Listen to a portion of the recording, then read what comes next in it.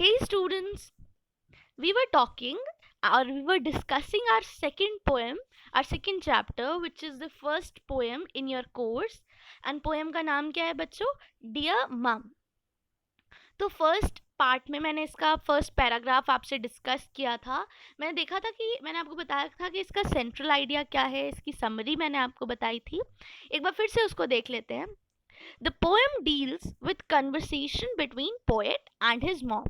क्या है ये पोएम में? एक कन्वर्सेशन है उसकी पोएट और उसकी माँ के बीच, है ना।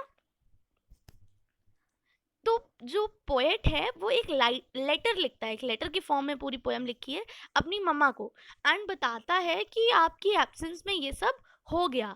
एंड आपने देखा कि कितने अच्छे तरीके से वो अपनी मम्मा को सॉरी बोलना चाहता है, जो गलत चीज़ें हो गई हैं उससे ही हुई हैं, बट वो कैसे कितने अच्छे तरीके से, कितने ह्यूमरस तरीके से वो ब्लेम किसी और को कर देता है। जैसे आपने देखा कि जब कप्स टूट जाते हैं तो वो क्या कहता है कि कप अपने आप ही चलने लगे एंड वो जाके टूट गए, है ना। तो वो अपने आप को इनोसेंट प्रूव करना चाह रहा है पूरी पोयम में। वो बच्चा दिखाना चाह रहा है कि मम्मा जब आप नहीं थे तो ये सब अपने आप हो गया, मेरी कोई गलती नहीं है, राइट। तो चलिए अब इसके आगे पढ़ते हैं। हमने देखा था dear mum while you were out a cup went and broke itself. मम्मा जब आप नहीं थे एक कप गया एंड उसने खुद को तोड़ लिया। A crack appeared in the blue vase your great great granddad bought back from China. फिर क्या कहता है कि मम्मा एक क्रैक अपने आप आ गया, अपीयर्ड मीन्स अपने आप आ गया उस ब्लू वेस में जो आपके ग्रेट ग्रेट ग्रैंडडैड चाइना से लाए थे। ठीक है, अब इसके आगे देखते हैं क्या बोलता है ऑथर। वो कहते हैं somehow without me even turning on the tap the sink mysteriously overflowed।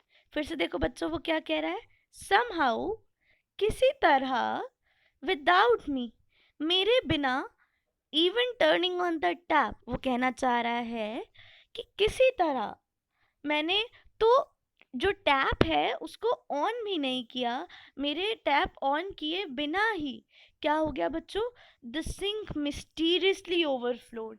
यहाँ पे आप पिक्चर देख पा रहे हो ना, एक सिंक है, वो ओवरफ्लो हो रहा है, मीन्स पूरा भर गया है एंड पानी नीचे गिर रहा है। तो बच्चा कहता है मैंने तो ओपन भी नहीं किया, मेरे बिना जाने ही वो ओवरफ्लो करने लगा। A strange jam stain about the size of a boy's hand appeared on the kitchen wall।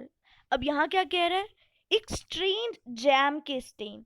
अब देखो बच्चों हुआ क्या होगा, ये जो बच्चा है जो लेटर लिख रहा है इसने जैम खाया होगा एंड जो जैम होगा इसके हैंड्स पे चिपक गया होगा। तो जब इसने वॉल पे हैंड रखा किचन की तो इसके हैंड के वो इम्प्रिंट वॉल पे चले गए। अब वो क्या कह रहा है कि एक अजीब से जैम के स्टेन, स्टेन मतलब होता है दाग, appeared on the kitchen wall about the size of a boy's hand। वो कह रहा है एक छोटे बच्चे के हाथ के, एक बच्चे के हाथ के साइज के स्टेन्स, अजीब से स्टेन्स किचन की वॉल पे आ गए। अब यहाँ पे आप समझ सकते हो कि वो उसी के हाथ हैं, लेकिन वो क्या कह रहा है, वो क्या कह रहा है, वो कह रहा है कि पता नहीं अजीब से है, मतलब उसका कहने का मतलब है कि मैं इनोसेंट हूँ, मुझे नहीं पता वो कहाँ से जैम के स्टेन्स आ गए। ठीक है, I don't think we'll ever discover exactly how the cat managed to turn on the washing machine, especially from the inside। आगे वो कहता है बच्चों, हमें लगता है हमें कभी नहीं पता चलेगा, विल नेवर डिस्कवर क्या, exactly how the cat manage to turn on the washing machine. अब बच्चों ये देखो वो बच्चा है, लड़का है, घर पे अकेला है, तो इसके दिमाग में बहुत सारी खुराफात आ रही होंगी, तो उसके बीच में इसने वॉशिंग मशीन ओपन कर ली होगी, खोल ली होगी।